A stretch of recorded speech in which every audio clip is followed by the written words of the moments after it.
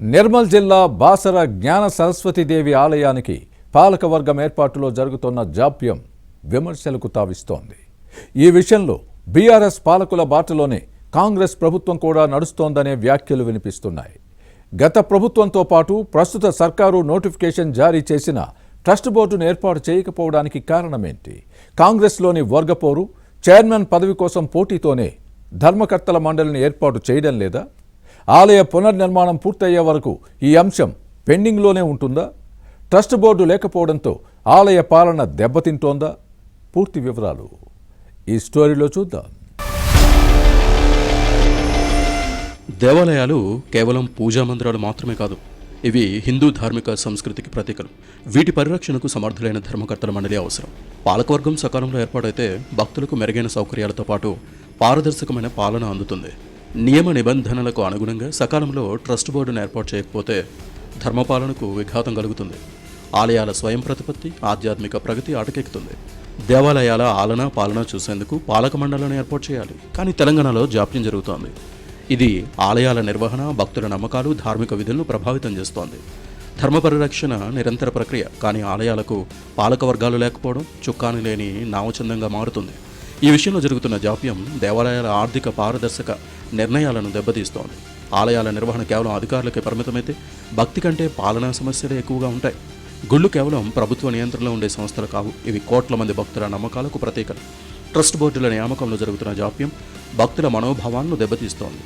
నిర్మల్ జిల్లా బాసర ఆలయంలో ఇదే పరిస్థితి ఉంది. ఇటీవల భువనగిరి జిల్లా యాదగిరిగుట్ట లక్ష్మీనరసింహస్వామి ఆలయానికి ప్రభుత్వం పాలక మండలిని నియమించింది.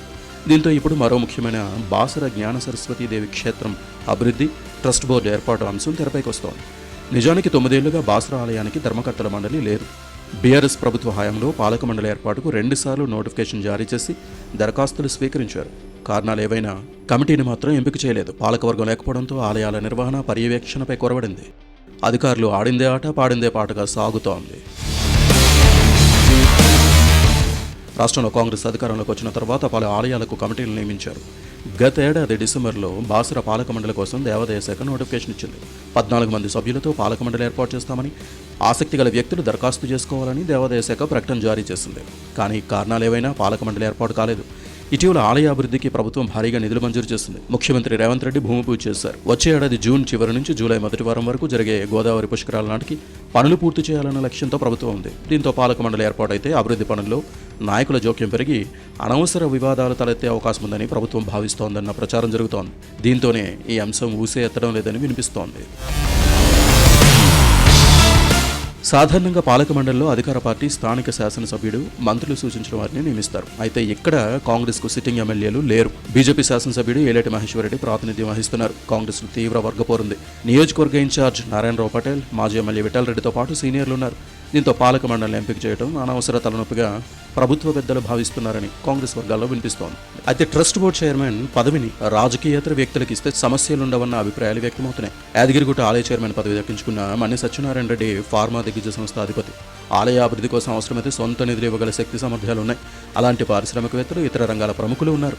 వారిలో ఒకరికి చైర్మన్ పదవి ఇస్తే ఆలయం అభివృద్ధి చెందే అవకాశం ఉంటుంది.